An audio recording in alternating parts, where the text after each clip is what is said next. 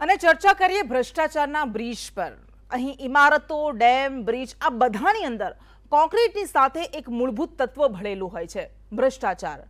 અહીં સ્માર્ટ સિટીમાં 50 વર્ષના લક્ષ્ય સાથે બનતા બ્રિજ 5 વર્ષમાં જ ધૂળધાણી થઈ જાય। અહીં દરેક જગ્યાએ સ્વાર્થના નામે ભ્રષ્ટાચાર જીતી રહ્યો છે। જ્યાં એક તરફ માણસ લાચાર બનીને પોતાના હક માટે મરતો હોય, ત્યાં કરોડો લાખોની કટકીઓ થઈ જાય। જ્યાં સરકારનું કામ ભ્રષ્ટાચાર રોકવાનું હોય, ત્યાં તમાશા જોવાય અને વિપક્ષ વામણો પુરવાર થાય। જે ખાઈ રહ્યો હતો તે પોતે જ ખાઈ રહ્યો હતો કે પછી આગળ પણ કોઈનું પેટ ભરતો હતો, તે સવાલ થતા રહે અને ક્ષમતા રહે। ભ્રષ્ટાચાર જાણે કે સિસ્ટમનું અભિન્ન અંગ બની ગયો છે। અહીં વિશ્વગુરુ બનવાના સપના જોવાય છે, જોડાવાય છે, પણ પાયાની સુવિધા સમો એક સરખો રસ્તો પણ નથી મળતો। આ વિશ્વગુરુ શબ્દનું અપમાન છે કે પછી સપનાનું, એ ખબર નથી પડતી। આ ક્યારે અટકશે એવા સવાલ થતા રહે અને બધું જેમનું તેમ ચાલતું રહે। હાટકેશ્વર બ્રિજની હાલત આપણે જોઈ અને આ મુદ્દે ઘણા સમયથી સંદેશ ન્યૂઝ દ્વારા પણ અહેવાલ બતાવવામાં આવતા હતા અને આજે આખરે આ અહેવાલના પડઘા પડ્યા છે અને હાટકેશ્વર બ્રિજને લઈને સરકારને સવાલ પૂછવામાં આવી રહ્યા છે। વિપક્ષ દ્વારા પણ આરોપ લગાવવામાં આવી રહ્યા છે, પરંતુ આ બધા વચ્ચે માત્ર એક બ્રિજની હાલત નથી, આવા ઘણા બધા બ્રિજ છે કે જે જોખમી હાલતમાં છે, જર્જરિત હાલતમાં છે। આવું શા માટે થાય છે તેવા સવાલ ઉઠતા રહે છે। આપણી સાથે ભારતીય જનતા પાર્ટીમાંથી ભૂષણ ભટ્ટ જોડાઈ ગયા છે। આપણે ચર્ચાની શરૂઆત કરીશું। ભૂષણભાઈ, તમે વિકાસનું નામ કદાચ બદલીને હવે વિનાશ કરી દો તો વધારે સારું લાગશે, કારણ કે 40 કરોડનો બ્રિજ બનાવો છો, 50 વર્ષની તેની લાઈફ રહેશે એવું કહો છો અને એ બ્રિજ 40 દિવસ પણ સરખો નથી ચાલતો। કેમ લોકો સાથે આવી મજાક કરો છો? વિકાસનું નામ બદલીને વિનાશ, સાચા અર્થની અંદર કૃષ્ણા આપણે જે વાત કરી કે બ્રિજ 40 દિવસની, ભારતીય જનતા પાર્ટીએ ક્યાં એવું કીધું કે આમાં અમે કંઈ બધું જવા દીધું? સાચા અર્થની અંદર વાત કરીએ તો સ્થાનિક લોકોની રજૂઆત હતી આ બ્રિજ બનાવવા માટેની। અહીંયા બ્રિજ બનવો જોઈએ, એક્સપ્રેસ હાઈવે બન્યા પછી ટ્રાફિકની સમસ્યા। આજે પણ એ બ્રિજ બનાવ્યા પછી આજે ભારતીય જનતા પાર્ટીના કોઈ પણ નેતાએ, ભારતીય જનતા પાર્ટીના કોઈ પણ અધિકારીએ, એટલે પાર્ટીના કોર્પોરેશનના કોઈ પણ કામ, મેયરથી માંડીને નીચે, સૌથી પહેલો પત્ર રોડ એન્ડ બિલ્ડિંગ કમિટીના ચેરમેન મહાદેવભાઈ દેસાઈએ કમિશનરને લખ્યો અને એની માગણી કરી ચૂંટણી પહેલાં બંધ રહેલો બ્રિજ ઠાગર થીગર કરીને ચાલુ થાય એવી ક્યાંક વાત હતી, એમને ક્યાંકથી માહિતી મળી કે આ ઠાગર થીગર કરીને ચાલુ કરી દેવાની વાત છે। સાચા અર્થની અંદર, જનહિતની અંદર આ નિર્ણય કર્યો એ ખોટું કર્યું છે ને। એટલે જનહિત એટલું બધું છે તો આવા બ્રિજ જ કેમ બનાવો છો? સવાલ તો એ થાય ને, પછી તમે બંધ કરો છો, પછી તમે એવું કહો છો કે થીંગડા મારીને પણ ચાલુ રાખી શકો છો, આવા બ્રિજ બનાવો જ છો શા માટે? પ્રજાના ભોગે કશું જ ના હોય, તો કેમ થઈ રહ્યું છે? જનહિતની અંદર જ કામ હોય। ભારતીય જનતા પાર્ટીએ આજે પણ, ગઈકાલે પણ તમે જોયું હોય કે ખૂબ ગંભીરતાથી લેવાયેલી વિષય છે। હું કંઈ એવી વાત કહું નહીં, સૌની અપેક્ષા ભારતીય જનતા પાર્ટી પાસે સરકાર સત્તા ઉપર છે, અમે જ એટલે અમારી પાસે જ હોય, સ્વાભાવિક રીતે હોય, પણ જેને ખોટું કર્યું છે એને છાવરવાની કોશિશ પણ ભારતીય જનતા પાર્ટીએ ક્યાંક કરી હોય તો તમે બતાવો। વાત ત્યાં છે કે આઈઆઈટી રૂડકીનો રિપોર્ટ આવે એની રાહ જોઈ, જે કંઈ કરવાનું હોય, કોઈ પણ વ્યક્તિ હોય, હા કદાચ એ રિપોર્ટ આવી ગયા પછી કોઈ પગલાં ભારતીય જનતા પાર્ટીના શાસનમાં ના લેવાય તો નિશ્ચિતપણે ભારતીય જનતા પાર્ટીએ નથી લીધા એવું કહી શકાય, પણ હજુ તો અધવચ્ચે છે। આવતીકાલે કેટલા દિવસ થયા રિપોર્ટ આવ્યા પછી માન્ય મુખ્યમંત્રીશ્રીએ સીએમને, કમિશનરને, અધિકારીઓને, પદાધિકારીઓ એમ બોલાવ્યા, આખી ચર્ચા કરી અને રિપોર્ટના આધારે જે કોઈ નિર્ણય। 8 મહિનાથી આ બ્રિજ બંધ છે, ચૂંટણી પહેલાનું બંધ છે, 8 મહિનાથી બંધ છે, એટલે ઓગસ્ટ મહિનાથી બંધ છે। તો આજે 4 મહિના ગયા અને બીજા 6 મહિનાથી આ બ્રિજ બંધ છે। ઠાગર થીગર કરીને ચાલુ કરવાની વાત આવી તો ભારતીય જનતા પાર્ટીના રોડ એન્ડ બિલ્ડિંગ કમિટી, આ શહેરના કોઈ લોકો ઉપકાર નથી, અમારી ફરજનો ભાગ છે। પ્રજાને ક્યાંય નુકસાન ના થાય. આજે બે વાત કરવાની થાય. માની લો કે બ્રિજ ચાલુ કરી દીધું હોત અને કોઈક અકસ્માત થયો હોય તોય દોષિત તો ભારતીય જનતા પાર્ટી કહેવાય, હા, ઉપર આવે, ભારતીય જનતા પાર્ટી, સ્વાભાવિક રીતે ભૂષણભાઈ, આવે. ભૂષણભાઈ, એક પણ મિનિટ. એ જનહિતનું પગલું કે ભાઈ આની અંદર ક્યાંક કશુંક ખોટું થયેલું દેખાય છે, અચ્છા. ગંભીરતા દેખાય છે, આને કેવી રીતે પગલાં લઈ શકાય, ઠીક છે. એ બધી જ બાબતોની અંદર ભારતીય જનતા પાર્ટી ખૂબ ગંભીરતાથી ખૂબ ગંભીરતાથી કામ કરી રહી છે. હા, હા, જોઈ બિલકુલ. રહી છે ને, હા, એના પર બિલકુલ, એકદમ નિશ્ચિતપણે પગલાં ગંભીરતાથી લેવાય. કામ કરી રહી છે. એટલા માટે જ 4 વર્ષ નથી થયા અને આ બ્રિજને બંધ કરવાની હાલત આવી. 8 મહિના પહેલા બંધ કરી દેવામાં આવ્યો છે. બનાવવામાં આવ્યો ત્યારે 50 વર્ષની તેના સ્ટ્રક્ચરની લાઇફલાઇન હતી અને આવું કેમ થયું? આ ગંભીરતાનો વિષય છે. હવે એને ગંભીરતાથી લઈ રહ્યા છો કે મજાકમાં લઈ રહ્યા છો એ આપને ખબર અને જનતાને ખબર. રત્ના વોરા કોંગ્રેસમાંથી આપણી સાથે જોડાઈ ગયા છે. સ્વાગત છે. અને શહેર તિનવાલા સ્ટ્રક્ચરલ એન્જિનિયર છે, આપણી સાથે જોડાઈ ગયા છે. આ બંનેનું સ્વાગત છે. રત્નાબેન, વારંવાર મીડિયા દ્વારા રિપોર્ટ બતાવવામાં આવતા હતા. ભૂષણભાઈ કહી રહ્યા છે કે અમે ખૂબ ગંભીરતાથી લઈ રહ્યા છીએ, પરંતુ બ્રિજ બનતા રહે છે, તૂટતા રહે છે, થીંગડા મારવામાં આવતા રહે છે. આમાં લોકોના, પ્રજાના મહા મહેનતે કમાયેલા પૈસાનું પાણી થતું રહે છે. આ મુદ્દાને વિપક્ષ મીડિયા દ્વારા વારંવાર ઉઠાવવામાં આવતો તો શા માટે એવું ક્યારેય નથી થતું કે વિપક્ષ આવા મુદ્દાઓને લઈને આટલો જ આક્રોશિત હોય? જો આ જે મુદ્દો છે બ્રિજનું, સૌથી પહેલાં હું આપનું ધ્યાન દોરવા માંગુ છું કે 2015માં આ બ્રિજની કામગીરી ચાલુ થઈ અને 2017માં કામગીરી પૂરી થઈ અને 50 કરોડના ખર્ચે આ બ્રિજ તૈયાર કરવામાં આવ્યું છે. નાની સૂની રકમ નથી, 50 કરોડ રૂપિયાના ખર્ચે. અને પછી હું તમને તારીખ સાથે બતાવી દઉં છું કે 13/6/2022ના રોજ આ બ્રિજને બંધ કરી દેવામાં આવ્યું છે. અને ત્યારબાદ અહીંયા બ્રિજને બંધ કેમ કરવામાં આવ્યું કે સમારકામ કરવું છે અને સમારકામની પાછળ 90 લાખ રૂપિયા ફાળવવામાં આવ્યા છે. આ હું તમને કાયદેસર બતાવી રહી છું, મારી પાસે રિપોર્ટ છે, કોર્પોરેશનનો રિપોર્ટ છે. તો 90 લાખ રૂપિયાના ખર્ચે સમારકામ અને 50 કરોડના ખર્ચે આ બ્રિજ બનાવ્યું. તો આવા જે મુદ્દો છે, આ મુદ્દો અને છેલ્લા 2 મહિનાથી આ બ્રિજ બનાવવાની કામગીરી બંધ થઈ ગઈ. હવે વિપક્ષ તરીકે આજે આપણે જોયું જ હશે કે વિપક્ષ તરીકે અમારા જે નેતાશ્રી છે અર્જુન મોઢવાણિયાજી, તેમજ અમારા જે વિરોધ પક્ષના નેતા ઉપનેતાશ્રી છે શૈલેષ પરમારજી, એ લોકો બંને ધારાસભ્યોએ આ મુદ્દાને વિધાનસભામાં પણ ઉઠાવ્યો છે. અને અમારા જે લોકલ લીડર્સ છે, જે હાટકેશ્વરના ને જે વિસ્તારમાં રહેતા જોર્જ ડાયસ છે, એમને પણ જે એક્સ મ્યુનિસિપલ કાઉન્સિલર છે, એમની પણ માંગણી હતી અને એમણે પણ ઘણા બધા પત્ર વ્યવહારો કર્યા છે. એટલે વિપક્ષ તરીકે અમે જ્યાં જ્યાં જરૂર પડે છે અમે અમારી આવાજ ઉઠાવીએ છીએ. હવે પ્રશ્ન તો આ કહેવાય છે કે આ જે ભાજપની સરકાર છે, ભરોસાવાળી સરકાર, ડબલ એન્જિન વાળી સરકાર, મોટી મોટી વાતો કરનારી સરકાર અને જાહેરાતો કરનારી સરકાર, અને એની સામે આ દાખલો આવી ગયો છે કે 50 કરોડના ખર્ચે તૈયાર કરાયેલો બ્રિજ 5 વર્ષ નથી ચાલ્યો, જેની કે 50 વર્ષની એની લાઈફલાઈન હોવી જોઈતી હતી. એ 50 વર્ષની લાઈફલાઈનના બદલે એ બ્રિજ 5 વર્ષ નથી ચાલ્યો. તો આપ સમજી શકો છો કે ફક્ત ને ફક્ત પ્રજાના જે ટેક્સના પૈસા છે એને વેડફવાનું કામ કરવામાં આવે છે. મોટી મોટી જાહેરાતો કરવામાં આવે છે, મોટી મોટી વાતો કરવામાં આવે છે અને ફક્ત ને ફક્ત પ્રજાને ભોળવી લઈને, એમના મતો લઈ લે આ લોકો જે ભ્રષ્ટાચાર કરે છે ચોખ્ખું દેખાઈ આવે છે.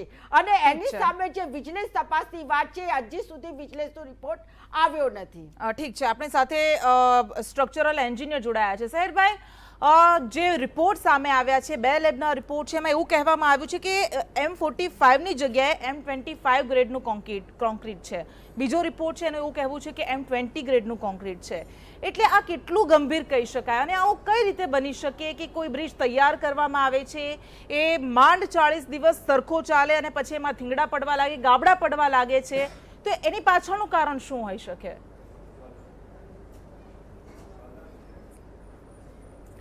આની પાછળ 2 મેજર કારણ હોઈ શકે. એક છે સાઇટનું ક્વોલિટી કંટ્રોલ અને બીજું છે તમારું સાઇટ સુપરવિઝન. જો ડિઝાઇનમાં M45ની ડિઝાઇનનો કોન્ક્રીટનો ગ્રેડ ડિફાઇન કરેલો હોય તો જ્યારે તમારું કોન્ક્રીટ ભરવામાં આવે એ પહેલાં કોન્ક્રીટની પ્રોપરલી મિક્સ ડિઝાઇન થાય. એ મિક્સ ડિઝાઇન કર્યા પછી એના પ્રમાણે પ્રોપર પ્રોપોર્શન યુઝ કરવામાં આવે, cement, sand, aggregate, water cement ratio, આ બધા પેરામીટર્સ કન્સિડર કરીને M45ની સ્ટ્રેન્થવાળી કોન્ક્રીટ જ આપણા બ્રિજમાં યુઝ કરવું જોઈએ. સેકન્ડ થિંગ છે કે ભાઈ સાઇટ સુપરવિઝન, કે સાઇટનું સુપરવિઝન અને quality control, that is must. એ જો પ્રોપર વેમાં ના થાય તો પણ ક્વોલિટીમાં ઇસ્યુ આવવાના 100% ચાન્સીસ છે. હજુ એક વસ્તુ છે કે સપોઝ કોન્ક્રીટ તમારું નખાઈ ગયું, કોન્ક્રીટ ફિલઅપ થઈ ગયું, કાસ્ટ થઈ ગયો બ્રિજ, એ પછી પણ કોન્ક્રીટના ક્યુબ લેવામાં આવતા હોય છે, સાઇટ પર સ્લમ્પ ટેસ્ટ કરવામાં આવતો હોય છે. એ કોન્ક્રીટની ક્વોલિટી ચેક કરવા માટે ક્યુબ્સ છે એ લેબોરેટરીમાં જાય અને કોન્ક્રીટના ક્યુબનું ટેસ્ટિંગ થઈ અને પછી ફાઇનલ આવતું હોય છે, રિઝલ્ટ્સ આવતા હોય છે. જો M45 ગ્રેડ કોન્ક્રીટ ડિફાઇન કરેલો હોય પહેલેથી ડિઝાઇનમાં અને M25 કે M20ની સ્ટ્રેન્થ આવે તો એ કેસમાં ઇટ ઇઝ મેન્ડેટરી કે જે પણ કોન્ક્રીટ કર્યું છે એ બ્રેક કરવું પડે અને નવું કોન્ક્રીટ કરવું પડે, અથવા તો પછી બ્રિજમાં સ્ટ્રેન્થનિંગ કમ્પલસરી કરવું પડે.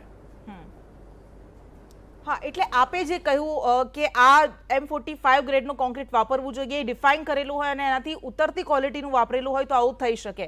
પણ સવાલ અહીં એ થાય શહેરભાઈ કે આવી હાલતમાં આ બ્રિજની અત્યારે ગાબડા પડવા લાગ્યા છે, પણ વધુમાં વધુ એની મર્યાદા લાઈફ લાઈન કેટલી હોઈ શકે? જનરલી જ્યારે બ્રિજ ડિઝાઇન થાય ત્યારે એ 50 વર્ષ કે 100 વર્ષ માટેની લાઈફ માટે ડિઝાઇન થતો હોય છે.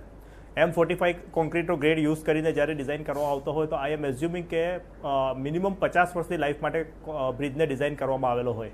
અને જો પ્રોપર સ્ટ્રક્ચર ડિઝાઇન હોય એની બરાબર છે, એ પણ 50 વર્ષ માટે ડિઝાઇન પેરામીટર કન્સિડર કરીને બ્રિજની ડિઝાઇન હોય, પણ સાઇટ પર જો પ્રોપર ક્વોલિટી કંટ્રોલ ના થયા હોય તો એની ડિઝાઇન 5 વર્ષ પણ ના કહેવાય. હા, તો પછી એની પાછળનું કારણ શું હોય? તમને લાગે છે કે મોટા પાયે ભ્રષ્ટાચાર આમાં થયેલો હોવો જોઈએ તો જ આટલી ખરાબ હાલતમાં આટલા સમયમાં બ્રિજ આવી જાય?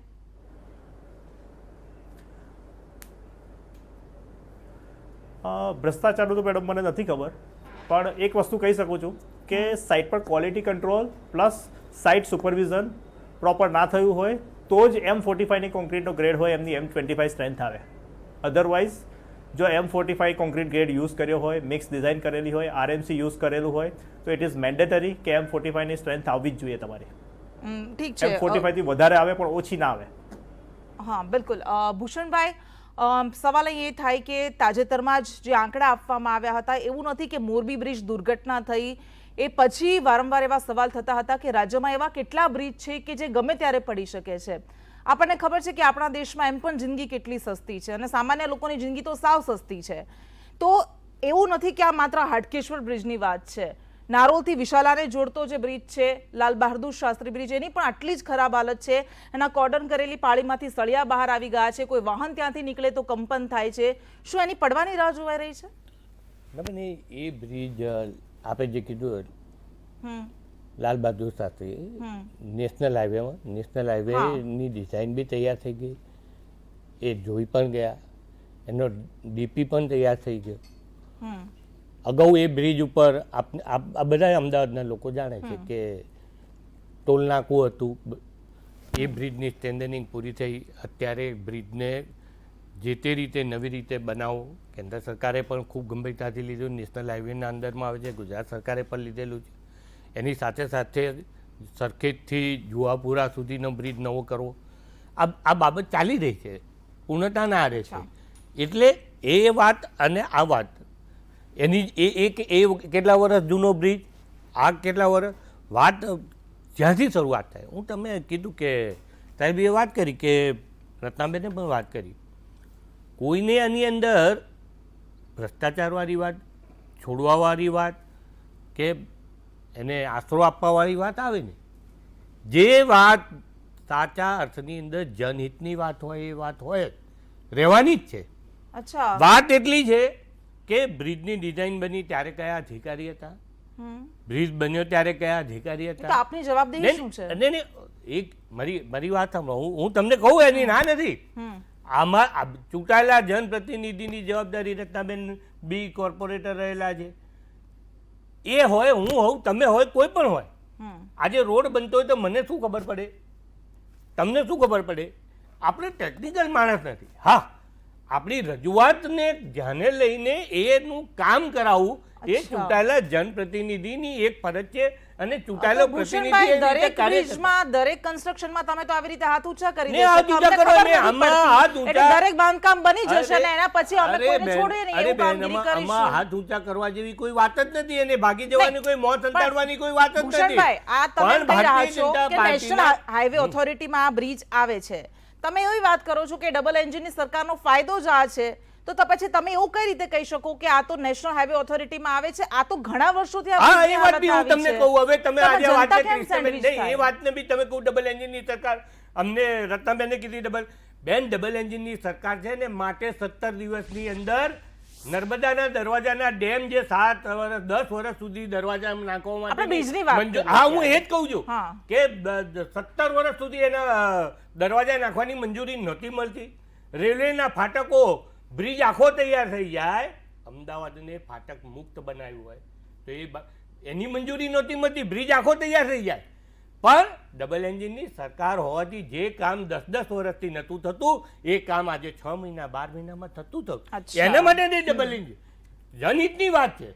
ડબલ એન્જિનની સરકારમાં ભૂતકાળની અંદર હું આ મેટ્રો રેલ, તો મેટ્રો રેલ ભૂતકાળમાં દિલ્હીને પૈસા અપાય, કેન્દ્ર સરકાર આપે, બેંગ્લોરને આપે, પણ ગુજરાતની અંદર યુપીએ સરકાર હોય, ગુજરાતમાં ભાજપની સરકાર હોય તો કેટલા મેટ્રો રેલ આજે કેમ આટલા વર્ષ મોડું થયું? અને જે પ્રોજેક્ટ 600 કરોડનો હતો એ વધીને આજે 1200 કરોડ 1500 કરોડ કે 5000 કરોડ રૂપિયા સુધી વધે. એનું કારણ આ બને અચ્છા, તમે કે time મેટ્રોના વધે છે. પ્રોજેક્ટની વાત કરો છો. જનહિતના ભૂષણભાઈ, તમે કાર્યની મેટ્રોના અંદર પ્રોજેક્ટની વાત કરો છો, તમે સરદાર સરોવર ડેમની વાત કરો છો, તમે પાયાની સુવિધા તો આપી નથી શકતા, તમે સારા રસ્તા, સારા ડેમ તો આપી નથી શકતા, સારા બ્રિજ તો આપી નથી શકતા. બેન, તમને આજે આપ બી એસજી હાઈવે પર જુઓ તો સનાથલથી માંડી અને છેક વૈષ્ણવદેવી સુધી 35 બ્રિજ બનાવ્યા છે. પૂર્વની અંદર 18 બ્રિજો બનાવ્યા છે. અંડરગ્રાઉન્ડ રેલવેની ફાટકોની અંદરથી અંડરગ્રાઉન્ડ અંડરબ્રિજો 27 બનાવ્યા છે. આ બધી સુવિધાઓ અને આ બ્રિજની અંદર પણ ઠીક છે, ઠીક છે. હાટકેશ્વર હા, બ્રિજની આપણે- અંદર પણ પાણી ભરાતા હતા. લોકોને ત્યાંના લોકોને ખબર છે. ઠીક છે. તળાવ બની જતું હતું ચોમાસાની અંદર. લોકોની માંગણી હતી એ સમયની અંદર. અને બ્રિજ હાઈવે જતો હતો, એક્સપ્રેસ હાઈવેને જોડતો બ્રિજ છે, ત્યાંથી જતો હતો. ત્યાં બ્રિજ બનાવવાની વાત હતી અને બ્રિજ બનાવ્યો છે. ઠીક છે. આજે હા, પણ ઓકે. હું અહીંયા બેઠા બેઠા કહું છું, ડંકાની ચોટ ઉપર કહું છું કે ભારતીય જનતા પાર્ટીએ કોઈ ચબરબંધી હશે આની અંદર ચમરબંધીને છોડવામાં નહીં આવે. આ એક એને નહીં રટાયેલું છોડવાની વાક્ય થઈ વાત ગયું કરી. છે. ભ્રષ્ટાચારના બ્રિજ ક્યારેક મોતના બ્રિજ પણ બની જાય છે. એનું ઉદાહરણ પણ આપણી સમક્ષ છે કે જ્યારે મોરબી બ્રિજ દુર્ઘટનામાં 135 નિર્દોષોએ પોતાના જીવ ગુમાવ્યા હતા અને આવા કેટલા બ્રિજ હજુ પણ ગુજરાતમાં છે. વિકાસના સેતુના નામે ઊભા કરવામાં આવે છે અને આ વિકાસના સેતુ ક્યારેક વિનાશના સેતુ પણ બની જતા હોય છે. ચર્ચા આપણે કરી રહ્યા છીએ, ચર્ચામાં આગળ વધીએ. રત્નાબેન, ભૂષણભાઈ જે રીતે કહી રહ્યા હતા કે આપણે જનતાના પ્રતિનિધિ છે પરંતુ આપણે ટેકનિકલ માહિતીના જાણકાર નથી હોતા, એટલે આવું બને એની આપણને ખબર ન હોય, એ બન્યા પછી કોઈને છોડીએ નહીં, એના પછી આપણે પગલાં લઈ શકીએ એટલી જ આપણી જવાબદારી છે. શું ખરેખર એવું છે? ના ના ના ના, બિલકુલ એવી વાત નથી. હવે ભૂષણભાઈ તો પોતે સત્તામાં બેઠેલા સત્તાના ભાગીદાર છે, એક વખતના કોર્પોરેટર અને એક વખતના ધારાસભ્ય પણ રહી ચૂકેલા છે, એટલે એ તો આ ગેરજવાબદારી વાળું એમની વલણ છે અને એમણે જે વાત કીધી છે, જે સ્ટેટમેન્ટ આપ્યું છે એનાથી હું બિલકુલ નથી આપતી. હું પોતે પણ કોર્પોરેટર રહી ચૂકેલું છું અને અમને ખબર છે કે વિસ્તારમાં જ્યારે કામ થાય છે તો કોર્પોરેટર તરીકે કે ધારાસભ્ય તરીકે અમારે નજર રાખવી પડે છે કે કામ બરાબર થઈ રહ્યું છે કે નથી થઈ રહ્યું, અને સત્તામાં જે લોકો છે એમની તો વધારે જવાબદારી આવી તમને જાય એમાં છે. ખબર આ તો પડે આ કે કાળા આટલો કાન સિમેન્ટ વપરાય, ભૂષણભાઈ જ્યારે તમે બોલતા હતા મેં તમને ડિસ્ટર્બ નથી કર્યા. મહેરબાની કરીને હવે મારો વારો છે, મને બોલવા દો, તમે પ્લીઝ ડિસ્ટર્બ ના કરો. તો આ તો શું કહેવાય, જવાબદારીમાંથી છટકવા વાળી વાત છે કે અમને કંઈ ખબર ના પડે ટેકનિકલી શું થાય શું નહીં. વસ્તુ અહીંયા એવી છે કે ટેકનિકલી જે હોય એ, પરંતુ જવાબદારીમાંથી છટકી ના શકાય. અને આ જે રીતે આ જે સ્ટ્રક્ચર તૈયાર થયું, આ જે હાટકેશ્વર બ્રિજ વાળું, એની જ હું વાત કરું છું કે આટલા બધા પૈસા આજે આપણે એક સામાન્ય પરિવારના માણસ 1-2 રૂપિયા બચાવવા માટે એ લોકો શટલ રિક્ષા પકડે અને પોતાના ઘરનું બજેટ ના ખોરવાઈ જાય એના માટે એ લોકો ઘણી તકેદારી રાખતા હોય, અને આ એક ઝટકે જ જે રીતે ટેક્સ ઉઘરાઈ લેવામાં આવે છે. આજે મ્યુનિસિપલ કોર્પોરેશન ટેક્સ ઉઘરાવવા માટે જેવા પ્રજાને હેરાન કરે છે, તકલીફ વેઠાવે છે, અને પછી આ ટેક્સના જે વેડફાય છે એનો આ સવાલ છે. 50 કરોડ રૂપિયા કોઈ નાની સૂની વાત નથી હોતી. અને પછી વિકાસના નામે તમે મોટી મોટી જાહેરાતો છાપાઓમાં આપો છો, અને એના જે એક જ મિનિટ, એના જે પૈસા થાય છે એની પણ આપણે જવાબદારી લેવાની વાત છે. અને ભૂષણભાઈ હમણાં જ કીધું કે અમદાવાદમાં ફાટક મુક્ત અમદાવાદ થઈ ગયું છે.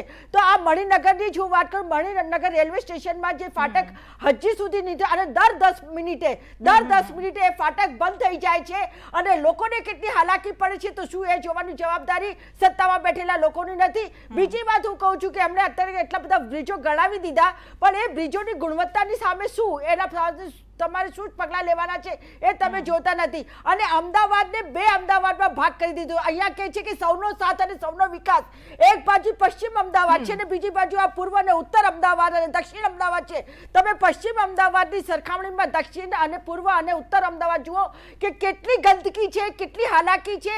હવે તમને કહું, અહીંયા એક બાજુ આ તમે જોઈ શકો છો કે એક વસ્ત્રાલ લેક છે, અને બીજી બાજુ તમે અમદાવાદ પૂર્વ અમદાવાદમાં આજે લાલ બહાદુર શાસ્ત્રી સ્ટેડિયમ છે. લાલ બહાદુર શાસ્ત્રી સ્ટેડિયમ કેટલી ગંદી હાલતમાં પડેલું છે, કેમ? વર્ષોથી.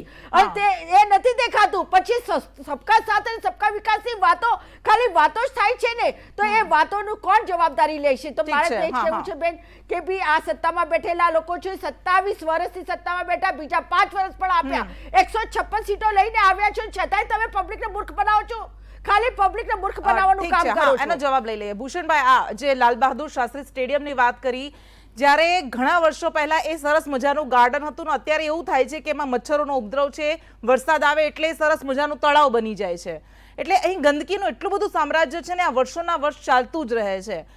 તમને જનતા આટલા બધા વોટ સાથે, આટલી સીટો સાથે જીતાડે છે, તો જનતાને સામે કંઈક તો મળવું જોઈએ ને. સાચી વાત છે. ખૂબ લોકો ભરોસો એમને નથી રાખતા.